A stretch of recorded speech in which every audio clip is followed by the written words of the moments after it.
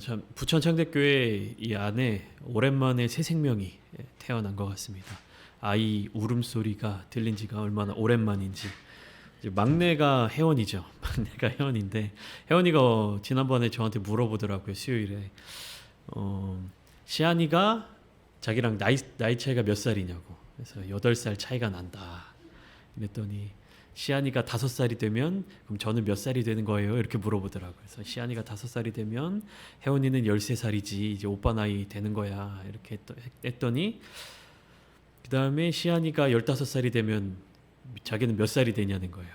그래서 23살이 되는 거야. 어른이 되는 거야. 이랬더니 그렇게 나이가 그때는 상상이 잘 안 된다고. 어른이 됐을 때 그 나이가 상상이 안 된다고 이야기하더라고요. 혜원이가 태어났을 때도 혜원이의 그 아기 때 모습 아직까지 제 그 핸드폰에 저장이 돼 있고 돌사진도 그렇고 예찬이랑 서해도 2013년도에 처음 이제 제가 이제 군대 전역하고 이제 교회 부임해 와서 처음으로 이제 제가 부임해 왔을 때 이제 첫 생명들이었죠.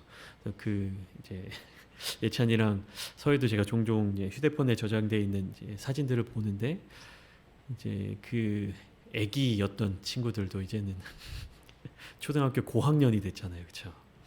참 오랜만에 이 새로운 생명이 이 교회 안에 태어났다는 게 참 감사하고 그 생명으로 많은 사람들에게 기쁨을 줄 수 있다는 것도 감사하고 앞으로 더 많은 이제 새로운 생명들이 이 교회 가운데 태어나고 또 축복받고 또 모든 많은 분들에게 기쁨을 주는 그런 교회가 되었으면 좋겠습니다. 육신의 새 생명들도 이렇게 큰 기쁨을 주는데 이제 영적인 새 생명들이 우리 교회 가운데 더욱더 풍성하게 늘어나기를 많아지기를 소망합니다. 우리가 이 아이들을 보면서 느끼는 기쁨에 비할 수 없을 만큼 새로운 영적인 새 생명이 주님께로 돌아오고 탄생할 때 하나님께서 느끼시는 그 기쁨이 너무나도 큰 것을 우리가 알고 있죠. 그래서 그런 영적인 새로운 생명들이 죽음에서부터 사망에서 생명으로 세상에서부터 하나님께로 돌아오는 역사가 우리 부천장대교회 가운데 더욱더 풍성하기를 축복하며 우리 함께 그것을 위해서 기도하기를 소망합니다. 요한복음 9장에 들어서서는 이제 사람들은 두 가지 길에서 한 가지 길로 결단을 내려야 합니다. 제가 좀 전에 말씀드렸듯이 사망의 길과 생명의 길 이것이 있는데 8장에 예수님을 믿고 예수님을 그리스도로 고백하고 그분의 길을 따를 것인지 아니면 예수의 길을 가기를 거절하고 계속해서 세상의 어둠 속에 머물러 있을 것인지 사람들은 이것을 선택을 해야 돼요. 예수님께서 유대인들 앞에서 말씀을 전하셨을 때 유대인과 또 때로는 바리새인들과 논쟁을 하시면서 자기 자신에 대해서 증거를 하시는 그 말씀을 듣고 이제 사람들은 한 가지를 선택해야 됩니다. 그리스도를 따르는 제자의 길을 갈 것인지 아니면 그 길을 저버리고 세상에 남아 있을 것인지. 하지만 인간적인 눈으로 볼 때에는 어떠한 것이 더 좋은 길인지를 분별하기가 어렵습니다. 왜냐하면 예수를 그리스도로 고백하는 삶은 우리가 인간적인 생각으로 이해할 수 없는 삶이면서 또 불편한 삶, 불행한 삶은 아닙니다. 불편한 삶이고 그리고 시대를 역행하여 올라가는 삶처럼 보이기 때문입니다. 요한복음 8장에서 이스라엘 백성들은 예수님께서 하시는 말씀에 대해서 다 이해하지는 못했어요.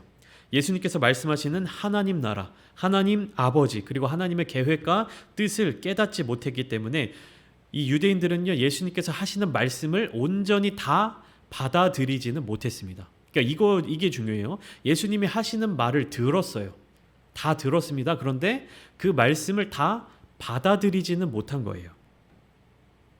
그럼에도 요한복음 8장 30절을 보면 이 말씀을 하심에 예수님께서 이 말씀을 하심에 많은 사람들이 믿더라 이렇게 기록되어 있습니다. 많은 사람들이 예수님을 믿었던 가장 큰 이유는 뭐냐면 예수님께서 하시는 그 말씀이 자기들의 생각과 그리고 자기들의 가치관과 자기들의 상식과 일치했기 때문입니다. 크게 벗어나지 않았기 때문이죠. 그러니까 어떤 부분에서 벗어나지 않았냐 하면 하나님에 대한 이스라엘 민족들, 유대인들이 가지고 있는 그 보편적인 생각에서 크게 벗어나지 않았기 때문이죠. 그런데 단 한 절 사이에 사람들의 반응이 조금 미묘해지기 시작합니다. 8장 31절에 보면 예수님이 유대인들에게 이렇게 말씀을 하시는데, 이 말씀으로 말미암아 유대인들은 예수님에 대한 적대감이 커지게 되었습니다. 그러니까 31절부터 쭉 이어지는 예수님의 말씀인데요. 요약해 보면 그 핵심을 간추려 본다면 이렇게 됩니다. 너희들은 죄인이다. 회개하고 나를 믿어라. 그리하면 영생을 얻을 것이다. 그러니까 요한복음 8장 31절부터 쭉 예수님께서 유대인들과 논쟁을 하시면서 전해주신 말씀이 이거예요. 첫 번째, 너희는 죄인이다. 회개하고 나를 믿어라. 그리하면 영생을 얻을 것이다. 예수님께서 이전에 했던 말씀들은 유대인들의 사상과 유대인들의 어떤 민족적인 생각과 일치하는 그런 말씀이었다고 하면, 요한복음 8장 31절부터 전하시는 예수님의 말씀은 유대인들의 상식과 유대인들의 생각과 완전히 정면 충돌하는 말씀이었어요. 기본적으로 유대인들은 그들이 아브라함의 자손이라고 하는 그 이유 하나만으로 자신들은 의로운 존재들이다. 그러니까 영생을 얻었다라고 믿었던 사람들입니다. 그러니까 본연부터 그들은 그들 스스로를 의인이라고 생각했어요.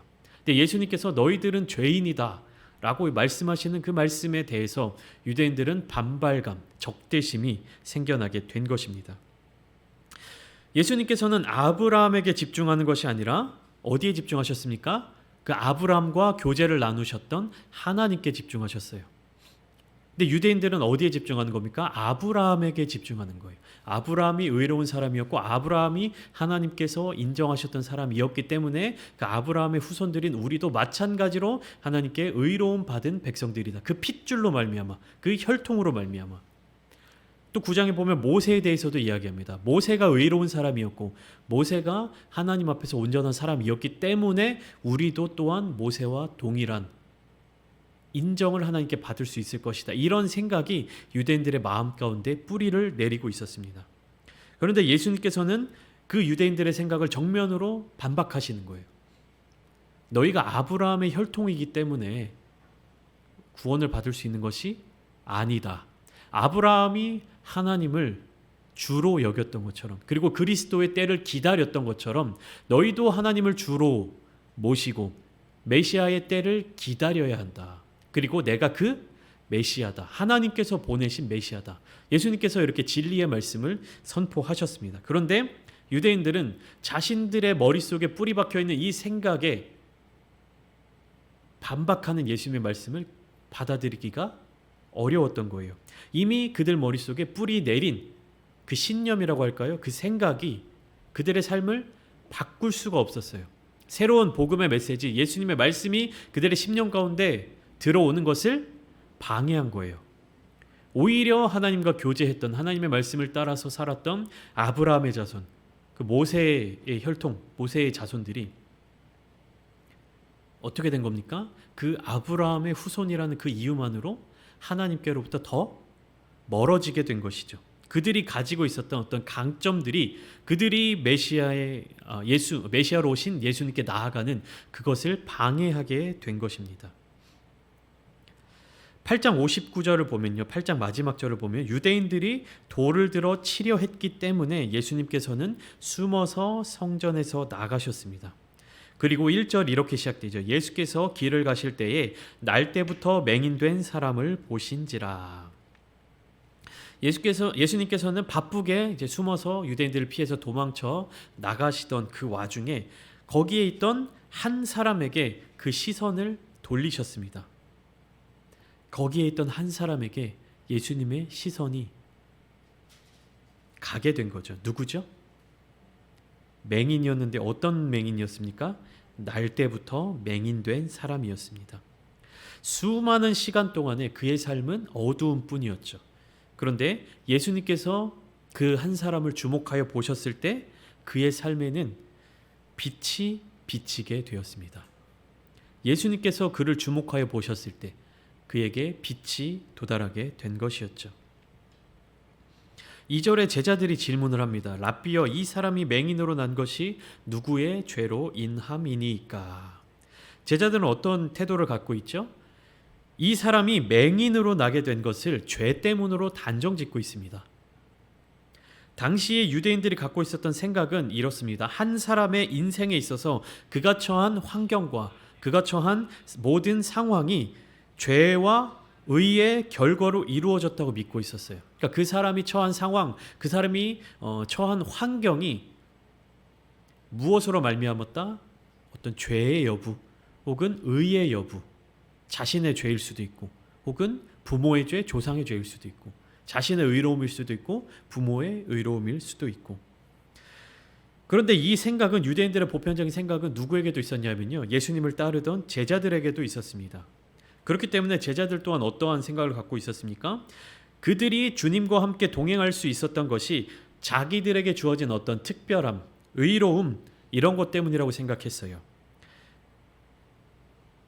예수님께서 나를 불러주셨기 때문에 내가 예수님을 따라갔다, 이렇게 생각하는 것이 아니라 나에게 있던 어떤 특별함, 내가 어떤 의로움을 더 가졌기 때문에 예수님이 나를 불러주셨다, 이런 생각을 했다는 것이죠. 그래서 예수님이 십자가를 지시기 전에 예루살렘에 들어가실 때 제자들이 어떤 모습을 보입니까? 길 위에서 서로 다투어 이야기합니다. 서로 싸웁니다. 제자들끼리. 무슨 이유로 싸웁니까? 내가 더 높은 관직에 오를 거야. 예수님이 이 땅에서 왕위에 오르시면 내가 더 높은 자리, 높은 관직의 자리에 오를 거야. 내가 더 위대해, 내가 더 대단해 라고 하는 것으로 서로 싸우지 않습니까?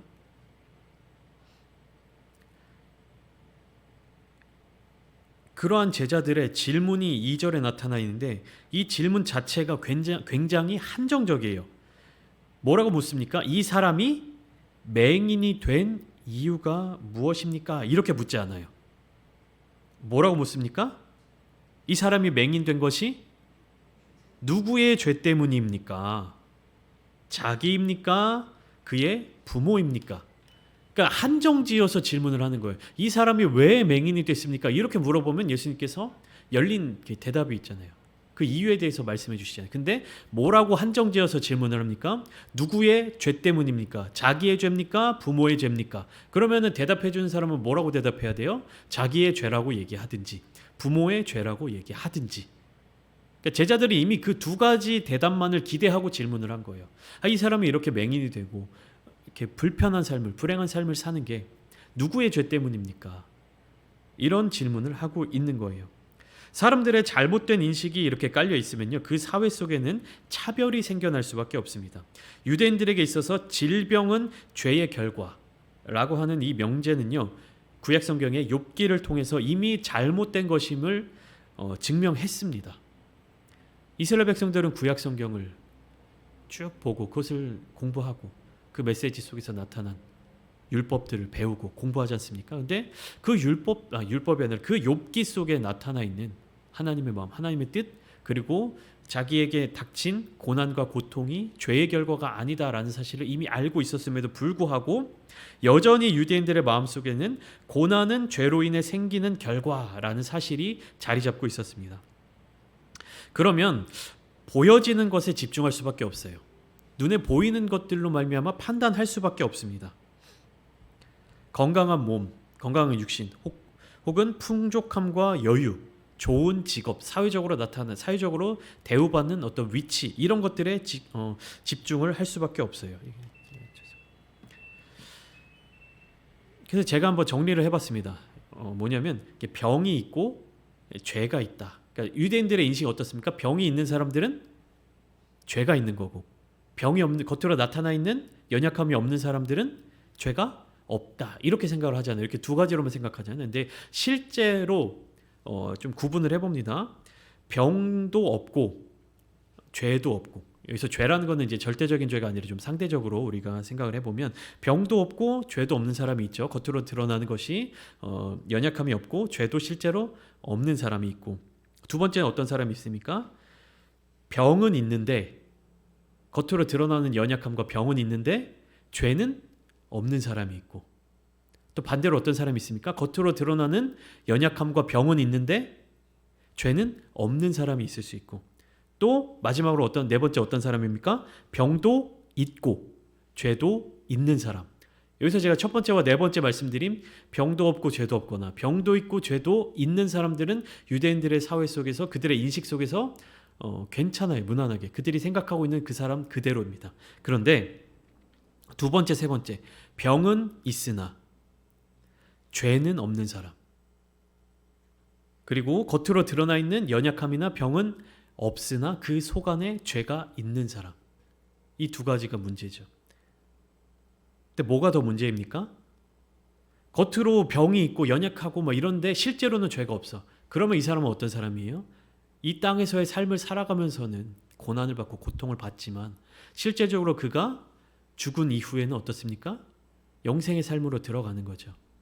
이 땅에서 차별은 받고 이 땅에서 대접은 받지 못하지만 인정받지 못하지만 그가 하나님 앞에 섰을 때는 천국으로 가는 길로 나아갈 수 있죠. 그런데 가장 큰 문제가 여기에 있습니다. 겉으로 드러나 있는, 겉으로 보기에는 온전하고 완전하고 병도 없고 거룩한 사람 같고 잘 살아가는 사람 같은데 그 안에 죄가 있는 사람들은 어떻습니까?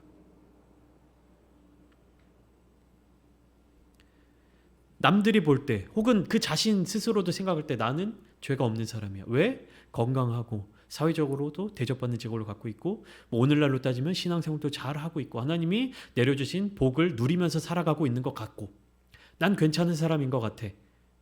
그런데 그 안에 여전히 죄가 남아있다면 이 땅에서의 삶은 온전하고 행복하고 거룩하게 살아간다 할지라도 그가 심판대 앞에 섰을 때 어떻습니까?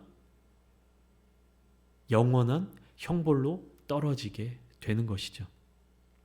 우리는 그것을 판단할 수 없습니다. 하지만 가장 우리가 경계하고 우리가 가장 조심해야 될 것은 무엇입니까? 겉으로 드러나 있는 죄는 병은 없으나 그 안에 하나님만 보실 수 있는 혹은 나만 볼 수 있는 그 마음 가운데 여전히 죄가 자리 잡고 있는 사람들, 이런 사람들의 영혼을 하나님께로 되돌려야 하지 않겠습니까? 또 더 나아가서 우리의 심령이 그런 영혼이 되어서는 안 되지 않습니까? 교회 나와서 신앙생활하고 하나님 앞에 바르게 선다라고 생각되고 그렇게 신앙생활을 하는데 우리의 마음 가운데 하나님의 기준에 합당하지 않은 그런 죄악된 것들이 여전히 남아있다고 한다면 우리의 삶은 얼마나 불쌍한, 우리의 영혼은 얼마나 불행한 그런 영혼이 되겠습니까? 이 예수님의 시대에 예수님께서 사역하시는 이 때에도 이런 사람들이 너무나도 많았어요. 겉으로 드러나 있으나, 겉으로 병은 드러나 있으나 그 안에 죄가 없었던 사람. 오늘 본문에 나와 있는 날 때부터 맹인되었던 자. 겉으로 드러나 있는 병은 없으나 그 안에 죄가 가득하였던 자들. 예수님을 정죄하고 예수님을 심판하고 하는 바리새인들의 모습이 아니겠습니까? 이런 사람들이 너무나도 불쌍한 거죠. 제자들의 이 한정적인 질문에 대해서 예수님께서는 3절에 이렇게 대답을 해주십니다. 이 사람이나 그 부모의 죄로 인한 것이 아니라 그에게서 하나님이 하시는 일을 나타내고자 하심이라. 이 사람이 날 때부터 맹인되었던 이유가 어디에 있다고요? 하나님이 하시는 일을 나타내고자 하심이라. 이 사람의 연약함이, 이 사람의 고난이 무엇을 위하는 겁니까? 하나님의 하시는 일, 하나님의 영광을 위함이다. 이 하나님이 하시는 일은 요한복음에서 굉장히 중요합니다. 가장 먼저 예수님께서 수많은 기적들과 이적들을 행하셨지만 그 모든 일들에 대해 뭐라고 얘기하십니까? 하나님 아버지의 뜻이다. 하나님께서 보내셨다. 하나님께서 행하시는 일이다 라고 말씀을 하시죠. 그렇기 때문에 이 요한복음 9장에 나타나는 맹인, 앞으로 예수님께서 그 맹인의 닫혀진 눈을 열어주실 때 그 사람의 영의 눈도 함께 열릴 것을 기대하게 만듭니다. 왜요? 하나님이 하시는 일을 나타내고자 하심이니까. 여러분들의 삶 가운데 고난이 있습니까? 고통이 있습니까? 부족함이 있습니까? 어려움이 있습니까? 그것으로 인해서 우리는 기뻐할 수 있어야 돼요. 왜 그렇습니까? 우리의 그 고난을 통해서, 우리의 그 고통을 통해서, 그 역경을 통해서 누가 영광 받으십니까? 하나님이 영광 받으시기 때문이에요. 하나님이 하시는 일을 우리의 삶을 통해서 증거할 수 있으면 그것이 우리에게 너무나도 복된 것임을 우리는 믿어야 합니다. 우리가 이 땅에서 아무런 고난도 없고 아무런 고통도 없고 평안한 삶을 산다고 한다면 그것은 우리에게 있어서 복이 될 수도 있지만 어떠한 역할도 있습니까? 우리의 삶을 통해서 하나님이 하시는 일을 증거할 기회가 줄어드는 거예요. 그런데 인생을 살면서 삶을 살면서 고난과 고통을 한 번도 겪지 않고 그런 시기를 한 번도 경험하지 않고 지나는 사람은 없을 거예요. 누구나 그들의 삶 가운데 고난을 경험하고 고통의 시간을 겪어야 돼요. 그때 무엇을 우리는 기억해야 됩니까? 이 우리의 삶을 통해서 누가 영광 받으시도록? 하나님이 영광 받으시도록. 이 하나님이 영광 받으시는 것은 그런 고난과 고통이 잘 해결되는 것도 있지만 그 전에 무엇이 전제되어야 하냐면 그 고난과 고통을 대하는 그리스도인들의 자세입니다. 그것을 통해서 하나님께서 먼저 영광을 받으시는 거예요. 우리가 왜 예수님을 그렇게 잘 믿는데도 불행한 걸까? 왜 그렇게 예수님을 잘 믿는데도 고통과 고난을 피할 수가 없을까? 이런 질문을 많이 던집니다. 이런 질문을 던지지 않는 사람들은 제대로 된 신앙생활을 하지 않는다라고 봐도 좋아요. 정말로 주님 앞에서 온전한 신앙생활을 하기 위해 애쓰고 몸부림치는 사람들은 늘 이런 질문을 합니다. 주님, 내가 주님 안에서 이러한 고난, 이러한 어려움 겪는데 왜 이러한 어려움을 겪어야 됩니까? 하나님을 대면해서 이런 질문들을 다 한 번쯤은 하셔야 합니다. 그리고 거기에 대해서 하나님께서 우리 마음 가운데 주시는 그 응답을 들으셔야 돼요. 너가 힘들어하는 게 나에게 유익이다. 너가 고통스러운 것을 보고 싶다. 이러한 말씀을 주시는 것이 아니라 너가 처한 그 상황 속에서 네가 갖는 그 자세와 너의 그 마음을 통해서 나의 영광이 드러날 수 있도록 내가 이 땅 가운데서 너의 삶을 통해서 역사하시는 일하는 그것을 네가 증거할 수 있기를 원한다. 하나님의 이 음성을 들으셔야 합니다. 4절에서 5절 말씀을 보시면 예수님이 세상에 계실 동안의 일을 우리가 기억할 수 있습니다. 4절에 보면 이렇게 시작하죠. 때가 아직 낮음에 나를 보내신 이의 일을 우리가 하여야 하리라. 밤이 오리니 그때는 아무도 일할 수 없느니라. 우리가 왜 이 낮에 때가 아직 낮음에 하나님의 일을 해야 합니까? 밤이 오면 일할 수 없기 때문에. 예수님이 세상에 있는 동안에는 세상의 빛이다. 예수님이 함께 계실 때 제자들도 함께 더 많은 하나님의 일을 해야 한다. 이렇게 말씀하시는 겁니다. 그래서 이제는 이 날 때부터 맹인된 자를 치유해 주시죠. 6절에 보면 이렇게 기록되어 있습니다. 땅에 침을 뱉어 진흙을 이겨 그의 눈에 바르시고. 왜 예수님께서는 침을 이렇게 뱉어서 진흙을 이기셨을까요? 당시의 사람들의 생각에는 침에 치유적인 효과가 있다고 여겼습니다. 그러니까 침이라고 하는 요소에 어떤 치료제, 치유의 어떤 효과, 효능이 있다고 믿었습니다. 그런데 우리가 오늘날 성경을 볼 때는 그렇게 생각하거나 그렇게 해석하는 것이 아니라 이렇게 해석을 하면 좋을 것 같아요. 진흙을 이겨서 창조의 모습과 같이 이 날 때부터 맹인된 자니까 신체적인 어떤 결함이라든지 어떤 그런 것 때문에 맹인이 되었겠죠. 그래서 예수님께서 창조의 그 모습대로 흙을 지어서 흙을 뭉쳐서 진흙을 이겨서 창조의 때와 같이 맹인의 부족한 신체 기관을 회복시키셨다라는 의미로 우리가 받아들이면 좋을 것 같습니다. 그래서 그냥 말씀으로 치유하실 수도 있고 여러 가지로 그냥 여러 가지 치유 방법이 더 깨끗한 방법이 있었겠지만 예수님께서는 침을 뱉어서 진흙을 이겨서 그 맹인의 눈에 발라주셨죠. 그리고 이것은 이후에 바리새인들과 안식일 논쟁에 있어서도 중요한 사건으로 여겨지게 됩니다. 그리고 7절에 실로암 못에 가서 씻으라 말씀하시죠. 실로암은 보냄을 받았다는 뜻이다 라고 기록되어 있죠. 그러니까 예수님께서 바로 하나님이 보내신 사람이다 라는 것을 증거하는 것이죠. 이후에 8절부터 이제 9장의 끝절까지는 어떤 내용이 이어지고 있냐면 질문들이 이어지고 있어요. 질문과 대답. 8절부터 12절까지는 이웃 사람들의 질문이 있고요. 그리고 13절부터 17절까지는 바리새인들의 질문이 있습니다. 그리고 18절부터 23절까지는 바리새인들이 그의 맹인의 부모에게 던지는 질문이 있어요. 그리고 24절부터 34절까지는 부모에게 갔다가 돌아온 바리새인들이 또다시 맹인되었던 자에게 던지는 질문이 있습니다. 그리고 35절부터는 예수님께서 그 맹인에 대해서 온전한 신앙 고백으로 이끌어 주시고 영생의 삶을 살 수 있도록 알려주시는 그 길이 나타나 있는 것입니다. 그런데 이 바리새인들이 수많은 질문을 합니다. 이 사람에게도 질문하고 맹인되었던 자에게도 질문하고 그의 부모에게도 질문하고 다시 돌아가서 질문을 하는데 이 사람들의 질문은 똑같아요. 그러니까 8절에 보면 이웃 사람들의 질문입니다. 네가 날 때부터 맹인이었는데 네 눈이 어떻게 떠졌느냐 이렇게 질문하니까 대답합니다. 예수라 하는 그 사람이 진흙을 이겨 내 눈에 바르고 나더러 실로암에 가서 씻으라 하기에 씻었더니 보게 되었더라. 이웃 사람들이 이 말을 듣습니다. 그리고 바리새인들에게 데리고 가요. 그랬더니 바리새인들도 똑같이 질문합니다. 그가 어떻게 보게 되었느냐? 그 사람이 똑같이 질문해요. 예수가 진흙을 내 눈에 바르며 내가 씻고 보나이다. 그런데 바리새인들이 이 말을 믿습니까? 안 믿습니까? 안 믿습니다. 그래서 다시 질문합니다. 너는 그를 어떠한 사람이라 하느냐? 예수를 어떠한 사람이라 하느냐? 그러니까 이 맹인되었던 자가 고백합니다. 그는 선지자이니이다.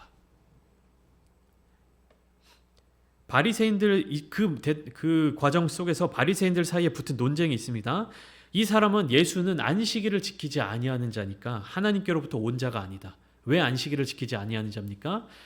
이 병자의 눈을 치유할 때 어떻게 했습니까? 흙을 가지고 침을 뱉어서 진흙을 만들어서 그러니까 반죽을 했다는 거예요. 그러니까 떡을 구울 때 빵을 구울 때처럼 반죽을 했다. 그래서 그의 눈에 바르고 가서 씻으라 했다. 그러니까 안식일을 어겼다. 안식일에 이렇게 진흙을 뭉쳐서 그 사람 눈에 발라줬기 때문에 안식일을 어겼다. 안식일을 어긴 사람이기 때문에 하나님이 보낸 사람이 아니다. 이렇게 주장을 하는 그 바리새인들이 있었고 또 다른 입장은 어떤 사람입니까? 이러한 표적을 보이는 사람이기 때문에 죄인은 아니다. 날 때부터 맹인된 자를 고친 사람이 여지껏 없었다. 그렇기 때문에 죄인은 아니다. 막 바리새인들 사이에서도 이러한 저러한 논쟁들이 일어나게 됩니다. 그런데 여기에서 바리새인들이 인지 부조화가 생겨나요. 안식일을 어겼는데 그런데 이러한 큰 일을 행한 사람이 죄인일 리가 없는데 그러니까 어떤 결론을 내립니까? 바리새인들이 이 맹인되었던 자가 맹인이 아니었다라는 결론을 내립니다. 그러니까 맹인이었던 사람을 예수님이 안식일에 치유를 해주셨잖아요. 근데 바리새인들의 입장에서는 안식일을 어긴 자, 이 죄인이 이런 기적과 이적을 행할 수가 없는 거예요. 그러니까 어떤 결론을 내리냐면 너는 맹인이 아니었다. 이 사람은 맹인 되었다가 눈을 보게 된 게 아니라 처음부터 눈이 잘 보이던 사람이었다. 이런 결론을 내리게 된 것입니다. 그런 내용들이 쭉 이어지게 되는 거예요. 바리새인들은 수많은 예수님의 기적과 이적을 목격했습니다. 그리고 믿을 수 있는 기회들을 제공받았어요. 그런데 그들 머릿속에 뿌리 내리져 있는 그 생각들, 그 사고들, 고정관념들, 자신들이 가지고 있는 그 신념들 때문에 어떻습니까? 복음의 진리, 예수님의 그 진리의 말씀들이 자신들 안으로 들어올 때 이것을 거절해내는 거예요. 아닐 이유를 찾는 거예요. 그리고 그들 스스로 인지부조화를 일으키게 되니까 어떻게 됩니까? 현실을 자꾸만 부정하는 거예요. 그러니까 많은 사람들이 예수님을 믿었던 것처럼 예수님의 그 말씀을 믿고 예수님의 말씀을 듣고 그 예수님을 따르는 삶을 살기로 결단하면 그리스도의 길로 나아갈 수 있고 구원 영생의 길로 나아갈 수 있는데 그 사람들은 자기 머릿속에 자기 마음속에 가지고 있는 그 강한 신념 때문에 어떻게 됩니까? 모든 것들을 다 거절하는 거예요. 우리가 기도하는 이유가 뭡니까? 우리가 신앙생활하는 이유가 무엇입니까? 하나님의 일을 보기 위해, 하나님의 일을 경험하기 위해 하나님의 영광을 나타내기 위함인데 어쩌면 우리가 기도할 때, 어쩌면 우리가 하나님 앞에 나아갈 때, 어쩌면 우리가 신앙생활할 때 우리도 바리새인들과 같은 모습을 보일 수 있다는 거예요. 내가 가지고 있는 것, 내가 그동안 신앙생활한 게 얼만데, 내가 그동안 얼마나 많이 배웠는데 하나님의 말씀을 내 안에 받아들이고 예수님을 쫓는 그 삶을 살아가기로 결단을 해야 되는데 자꾸만 복음이 내 마음에 들어올 때마다 방해하는 세력들이 있잖아요. 그게 맞아? 너가 알고 있었던 거랑 다른데? 그게 맞아? 내가 알고 있었던 것과 다르다면 그것을 하나님의 말씀 성경에 비추어서 해석하고 받아들여야 되는데 어디에 비춰서 받아들입니까? 내 마음, 내 기준, 내 생각, 내 판단에 기준을 두고 받아들이는 거예요. 하나님의 말씀을 기준을 두고 하나님의 역사하심을 기준을 두고 거기에 기준을 두고 기도하고 말씀을 받아들이고 은혜를 누리며 나아가야 되는데 나의 기준에 맞지 않는 것, 나의 생각에 맞지 않는 것 혹은 내가 받아들이기 쉽지 않은 이야기들에 대해서 자꾸만 그 기준을 하나님에게서부터 나에게로 바꾸어 오는 겁니다. 오늘 이 시간 기도하실 때 하나님, 우리가 신앙 생활을 하면 할수록 하나님께로 더 가까이 나아가면 나아갈수록 이 바리새인들과 같은 모습을 보일 수 있습니다. 하나님 겸손하게 하여 주시고 우리가 더 하나님을 깊이 만나게 해 주시옵소서. 주님을 더 깊게 만나게 해 주시옵소서. 나의 삶을 이끄는 분이 하나님이신 것을 믿고 그 길을 향해서 우리가 나아갈 수 있게 하여 주시옵소서. 오늘 밤 함께 기도하실 때 하나님께서 역사하여 주실 것을 소망하며 오직 하나님만이 우리의 주인이시며 우리의 구주이시며 우리의 삶을 통하여서 하나님께서 영광 받으시고 하나님께서 하시는 일을 증거해 낼 수 있는 그러한 삶을 살겠습니다. 결단하며 다짐하며 하나님께로 나아가시는 오늘 밤 되시기를 주님의 이름으로 소망합니다. 제가 기도하겠습니다.